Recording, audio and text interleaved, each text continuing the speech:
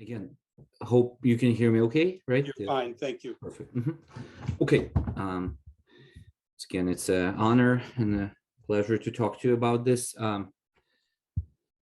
Yeah, I haven't been a very light interlocutor lately because I've been mostly like it's hard for me to talk about anything else at the moment. I grew up in Kiev. I'm also from I came to the US when I was 17 through normal kind of Jewish Soviet immigration process with my family. After I went to school there, as my parents had a difficult relationship in some way with Ukraine. But when I was growing up after the collapse of the Soviet Union, I went to a Jewish school. There was a Jewish revival in Ukraine. So like I've never really experienced the downsides that my grandparents experienced in Ukraine in terms of anti-Semitism. And so I had a very warm relationship. I just needed to go because there was a mandatory army service, and like it wasn't, just a lot of our friends have left. And so I left as well. And I kind of, I lived here for 20 years and kind of lost touch with Ukraine. But in the last year, somehow, through my art practice and through singing, met a lot of Ukrainians and reconnected, made a lot of new friends living in Ukraine. And so then when the war started, I just,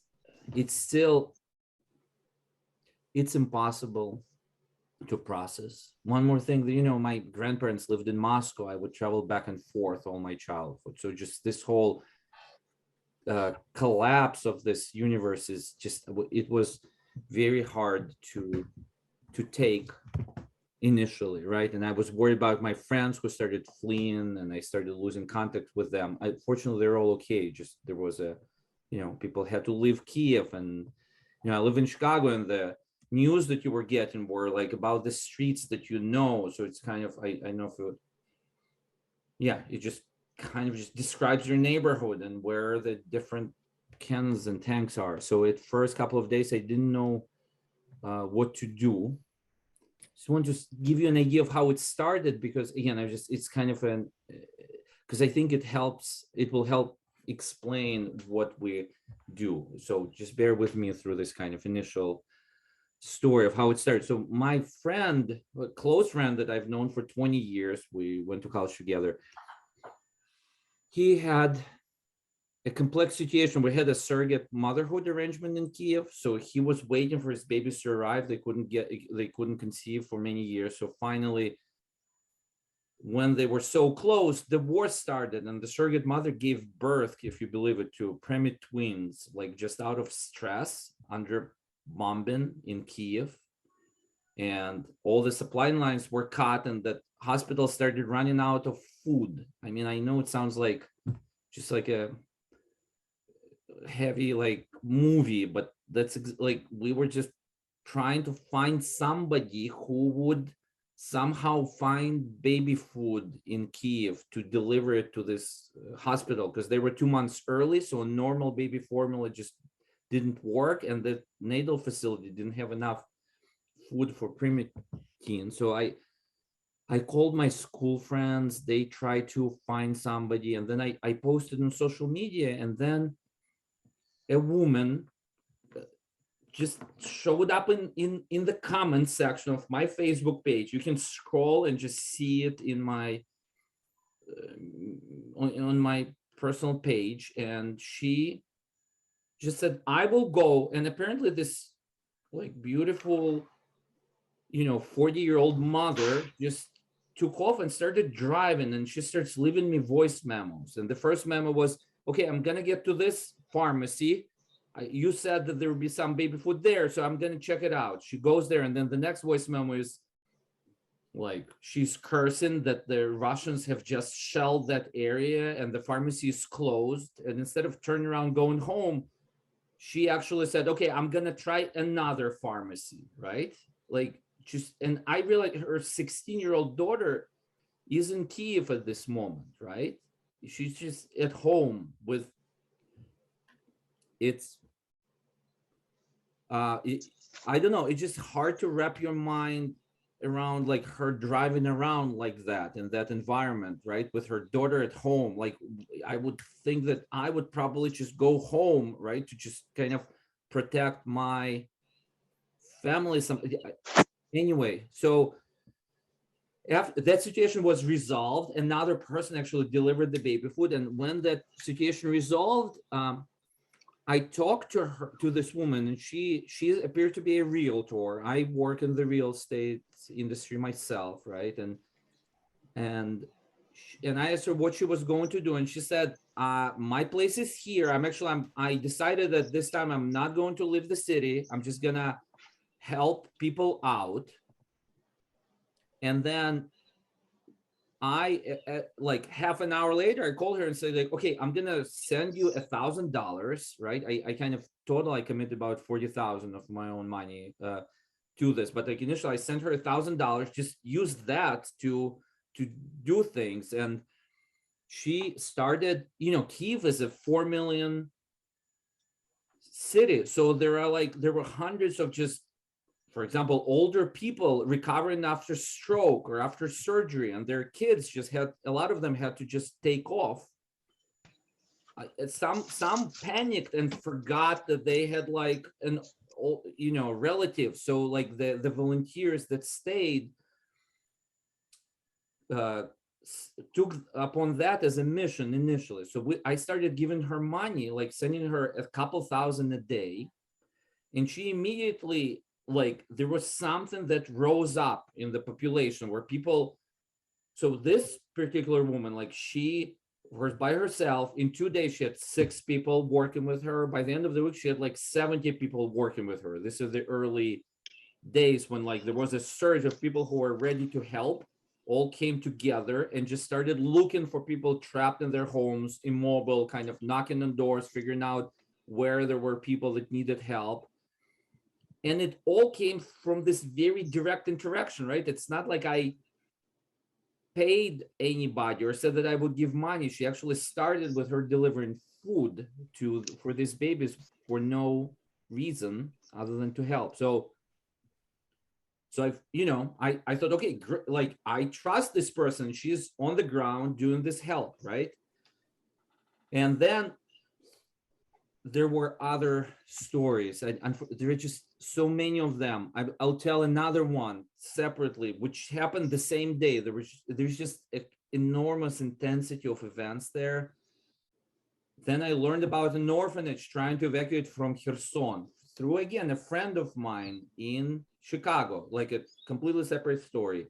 They needed $5,000 to buy a bus to evacuate 100 kids from an orphanage from Kherson. So they were collecting like 100, 200 at a time. And I'm like, okay, you need $5,000 here. Like, we just got acquired by Zelle. I have some money. So I forwarded her $5,000. On Tuesday, they got the bus and got out of the city. And on Wednesday, the city fell to Russians. That was the timeline. And it's just like, and on Monday was this interaction with the baby. So I'm already sending 1,000. On Tuesday, this story with the bus, where I'm like, okay, 100 kids, 5,000. So it's like $50 per child, right? And like, I started to just get dizzy from, like, what is a better, like, it's still overwhelming how much it does. And so basically, then we are not taking inbound inquiries just from the people that we trust. They tell us who else is working with them, which other groups in other cities they're connected to that are doing this work. And we're just kind of, in the first couple of weeks, we've established 8 teams in key areas, and through them we funnel money to the frontline effort, and then they figure out the rest. We don't tell them what to do, we just support these volunteers. But it proved to be just extremely effective way. So today we've evacuated 33,000 people out of bombardment zones, just with and the total that we spent on the vacations is probably about, we deployed about $800,000 by now, right? We've raised a little more because we need to have reserve, because the whole point is that we need to have predictable money so that they can build their operations, as opposed to, just getting something, spending it, and then not being sure whether it'll help something next week, right? So we provide predictable flow of funds to them. So 400,000 went to the teams that did the evacuation. They evacuated 35,000 people. That's 33,000 people, sorry. That's still a Wrigley Field, full of people. More than half of them kids, because just the teams were specializing in knowing where kids concentration, like the person that did the first evacuation of the orphanage that I mentioned, he turned around and he drives to this date, all these 3 months, he's came back and he goes in and out and brings new people out of danger zones. Now the evacuations are subsiding because the war is more stable, right? But the east of Ukraine is still suffering, so we're still getting people out of Donbas region and so forth. So, and besides that, these people are selfless. They're there to help, and they find the most effective way to help in the areas that they are, right? And there is, the amazing thing is, we've basically were involved, these teams, in every single Bucha.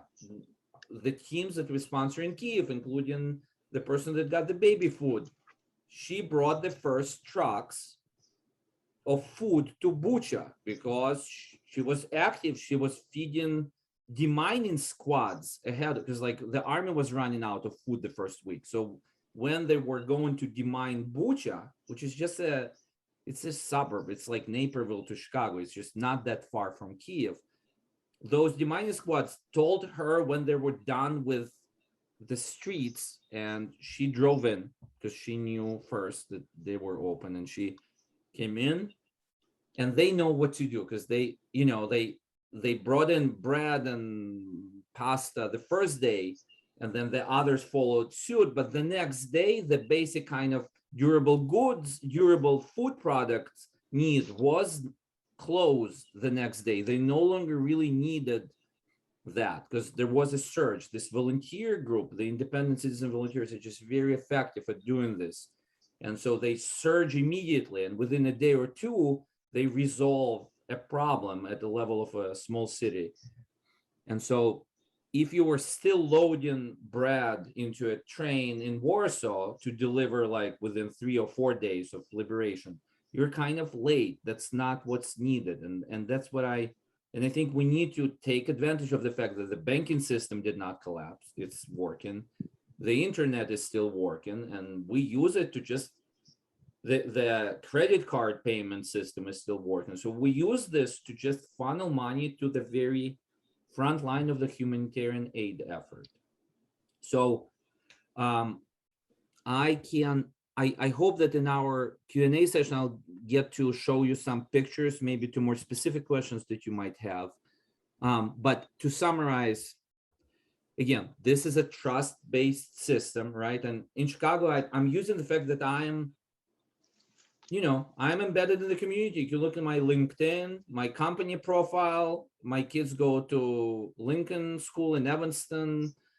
Walter and I play in a band here. We go to alumni events. You can just see all of us here. And so we hope that the trust that we have in those people, you can trust us because you understand a life like mine. It's not that different from life of other people in their late 30s, early 40s in the US. And we support people just like us who are just happen to be in the war zone, and just kind of, they are a different breed because they did not, I don't know how I would behave, but those are the people like me that happen to be better and happen to stay in the city and do all this work under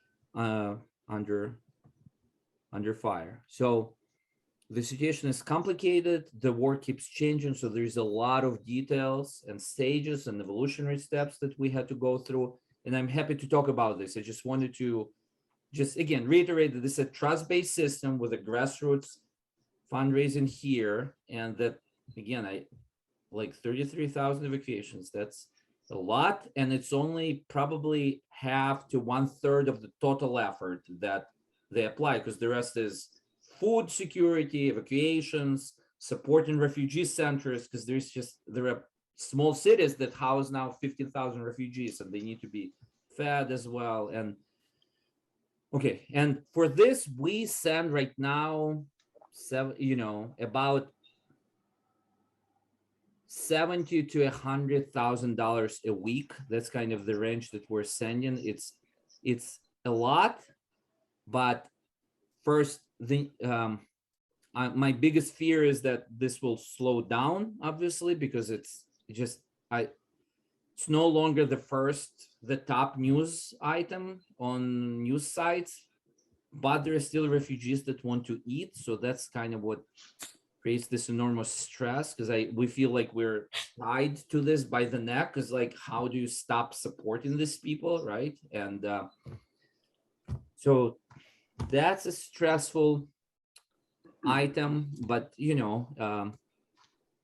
but otherwise we try to send that much money. And I think there are a number of teams. The team spends about 10 to 12,000 a week. The developed one, like they can't really do more, because it just gets too big of an organization to run, and it's just we don't understand it as well as like this smaller kind of 5 to 10 people teams that spend $3,000-4,000 every 2 to 3 days on purchases, fuel, and so forth. That's kind of the teams that we found. But I think if you look at Ukrainian army, it's very similar to the type of units that Ukrainian army consists of now, kind of mobile, decentralized network force that just shares resources and continuously adjusts to the needs on the ground.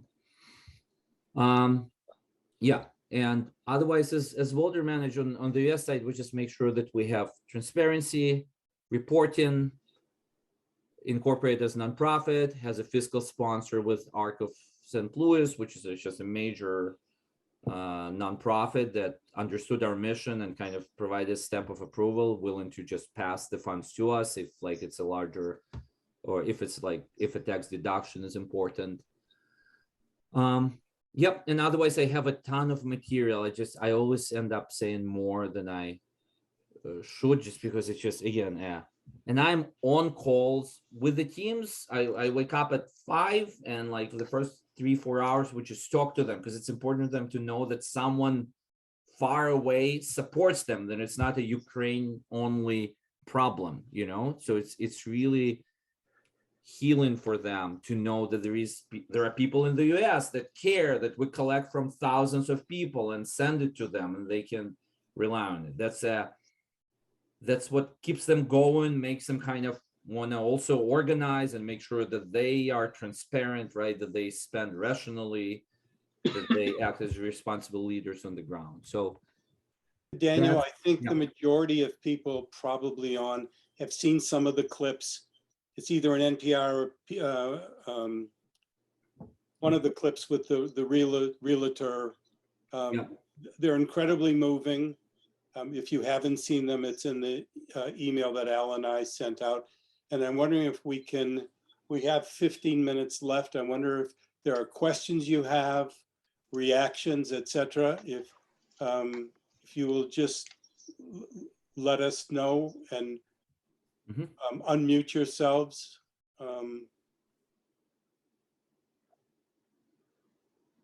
Yeah. Phil? Are you trying to get these people out of the country, or are they staying in the Ukraine? So, or both?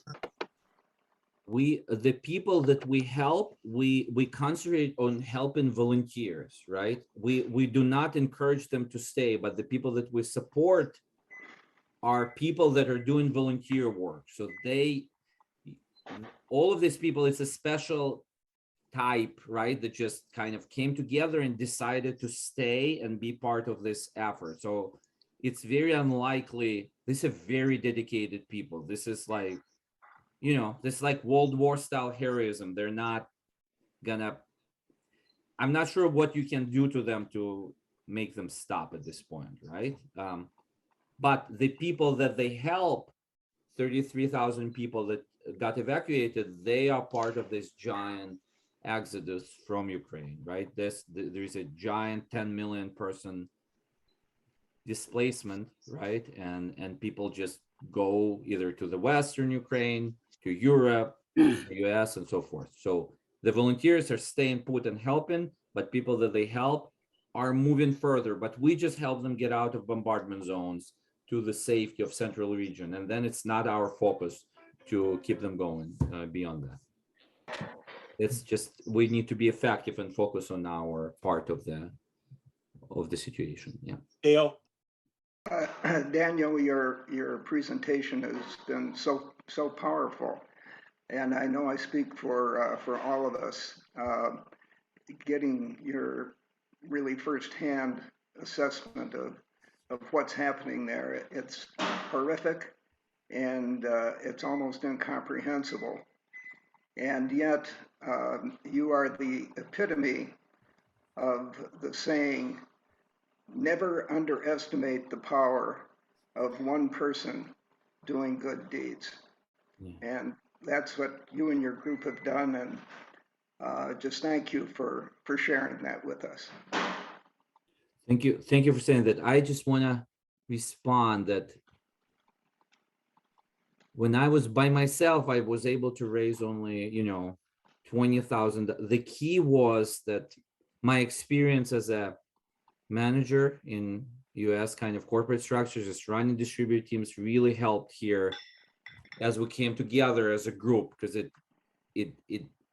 I never did fundraising work, but it really takes 25 of us doing it almost full time, and I'm doing it full time to raise all that money. So it's definitely a very large group effort on the US side just to run the organization, not to mention hundreds of people that are involved in this effort with the teams that we're supporting in Ukraine. Yeah. Thanks, Dale. Other thoughts, questions? Yes, Stan and Mark. I just have a question, Daniel, in terms of what you're doing and the volunteers that are on site in the Ukraine. Mhm. Are there a number of other similar volunteer groups like this that are facilitating the kinds of work that your group has been doing? Is this unique, or are there a number of others as well? Great question. So first, definitely there is a large number of volunteer groups in Ukraine. That's true. That from the US side,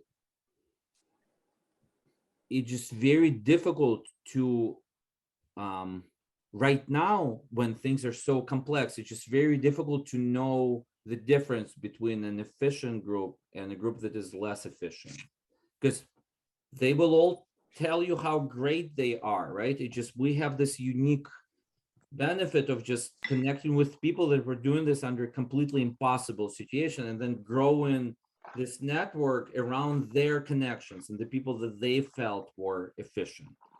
So I felt that our goal was to be efficient with the money we deployed, not to solve the problem as a whole, but just kind of deploy, because we've done a lot of work, but it's still, 800,000 is what we send. It is peanuts compared to what Red Cross is spending. I'm not sure what I don't think they're applying it as efficiently, but there are definitely a lot of endpoints that they can apply to. Now, so there are many teams out there, and I know there are a lot of people in the US that support what I haven't seen as much around is kind of our model, where we from the start try to launch it as a transparent campaign, right? That would kind of explain itself as it grows, right? And kind of really emphasizes this connection that you're giving directly to a trusted team.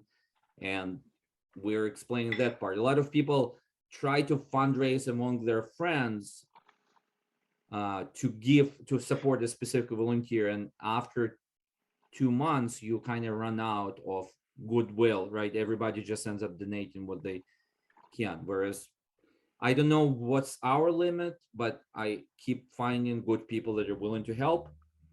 We will see.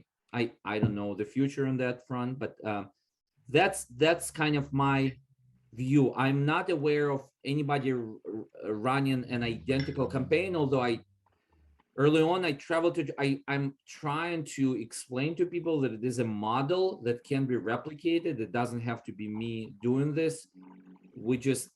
People just don't have the advantage of doing this in the very early first week of the war, when things were just, I mean, it was horrible and it was beautiful in how clear it was. If a person is driving under shelling in Kiev, this is a hero, right? It's just very clear. That's something that's now is much more difficult to find, right? Because it's complex, the war is stagnant, and you're not quite sure whether a person is going to be effective, or they're tired, and they're not going to deploy it daily. Do they have a structure? And nobody has, in this circumstance, nobody has 40 hours to talk to you, to have you really understand their operation. So you kind of, if you don't evolve with them, you don't have, you have a higher risk, right, of inefficient fund deployment, basically. And that's kind of what we avoid through our strategy. There's another distinction in that there's not a 10 or 12% coming off the top for admin. That's true, yes. Yeah. Which is impressive. Stan, and then Mike, Mickey. I would think that in order to maintain this, you're going to have some sort of the people here cannot figure out how to get the money there. You have an organization, informal as it is, of getting the money there and getting it dispersed where it needs to be. It would seem not illogical to me to take, Bruce says 10, 12%. I don't even think it's 10, 12%. Take some small portion. Oops, where we go here? What does it say, Mark? Go ahead, Stan. 2 ways to donate to the. Okay. Okay. We're reading this page. It seems to me that it would be logical, from a business standpoint, to take some portion of this money, it doesn't have to be much, and get some volunteer assistance from people who understand marketing, and get this story out so that, it doesn't depend on you talking to Joe and Richard and Irving to give you $100. It seems to me that there are many, many people who would donate if they knew how to. And I think it would be well to try to create some means of communicating this, perhaps through the local federations, perhaps through synagogues, perhaps through all sorts of different things that you could think of. And I think that you would raise a hell of a lot more money, frankly, and you do it much more expediently. Your expertise is knowing how to disperse it and how to find the people that really need it and do that efficiently. Raising the money is big business. And you've been in a corporate environment, you sort of know how that can work.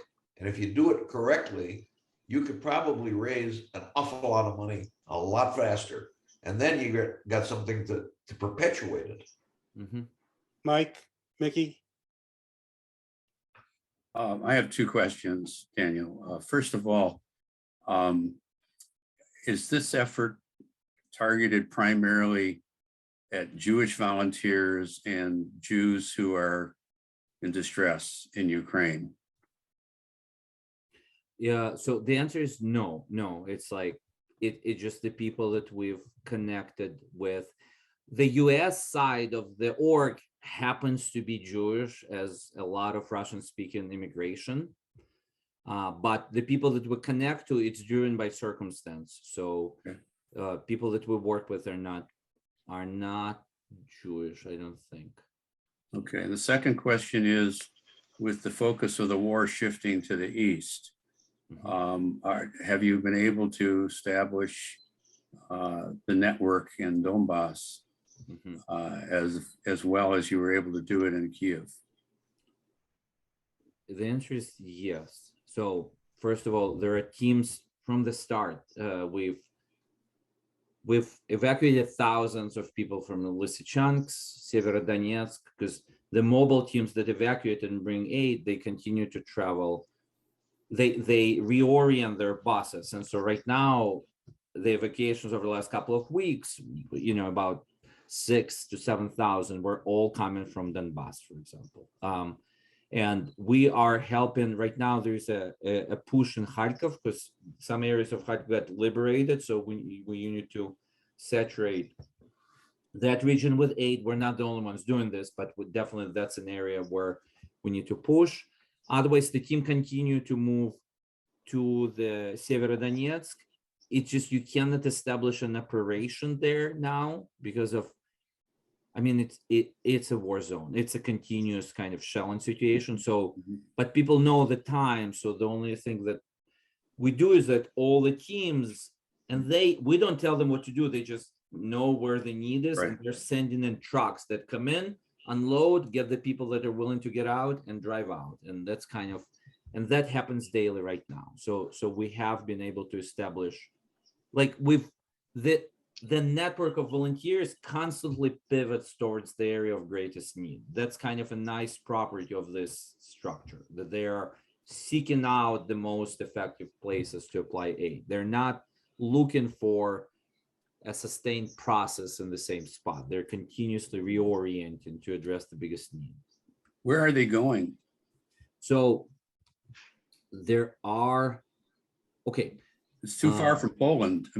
Initially, a lot of people leaving for Poland, but I say, our part of the journey that we help with is not some of them it gets a little complex, but the part of the journey that we focus on is to get into Donbass and get them out to Dnipro, where our teams also run some temporary housing and temporary refugee centers.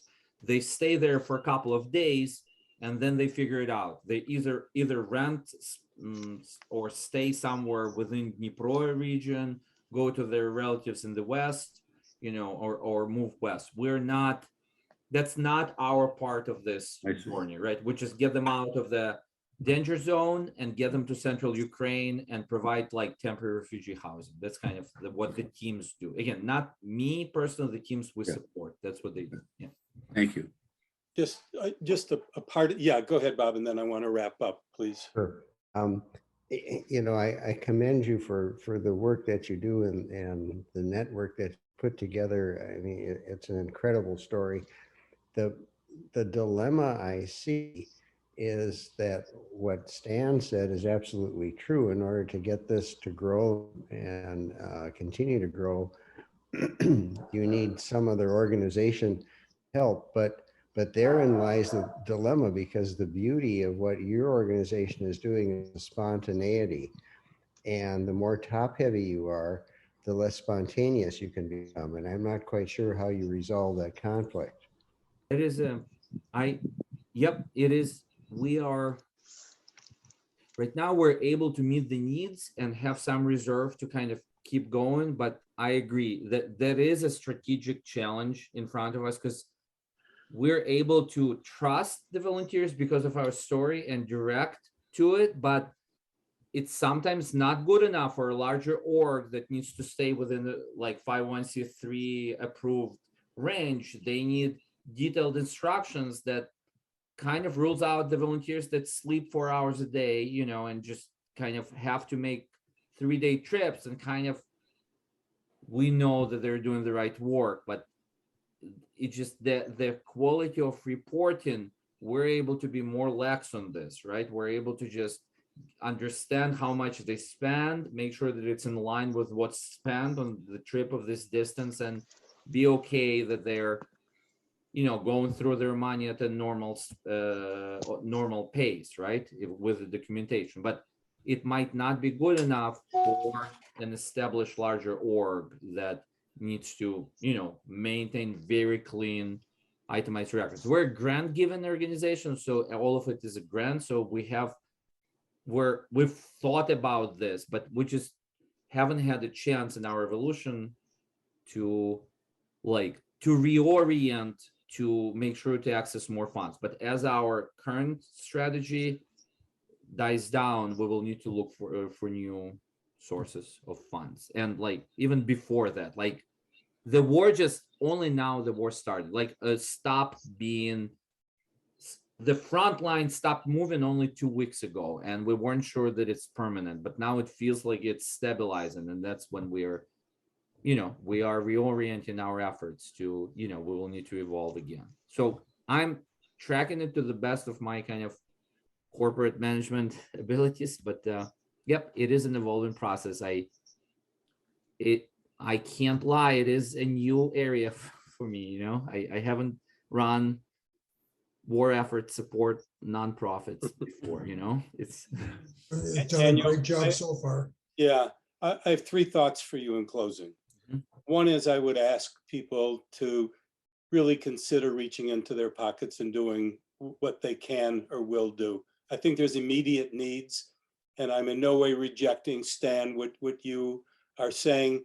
I think tomorrow there's not going to be a different organization, and I think the kind of dollars that you need to send, I think we all have a responsibility in that, and I would urge my brothers to think about that. 1, 2, half the way to the organization that, Stan, you're talking about are reaching out to others. I'm a really firm believer in the pebble theory. And that is, if you were touched tonight and you learned something and you can pull a group together, I would work with Daniil to get somebody to talk on behalf, because I really think that, quote, parlor meetings are a way of growing exponentially. So if you feel now that you've heard a truth that is moving, feel free to talk to friends, relatives, neighbors. If you want to go through me to get to Daniil so he's not bombarded, I'm more than happy to do that. Lastly, Daniil, the faces that you're looking at are amazing faces. Doctors, lawyers, successful entrepreneurs, presidents of companies, etc. I don't know what your skill reservoir is, but another way of growing an organization is through talent. And if there's a need that we can somehow, whoever has the time and the will, be it a tax attorney or a physician, whatever, I would have no trouble calling somebody and saying, do you have some time?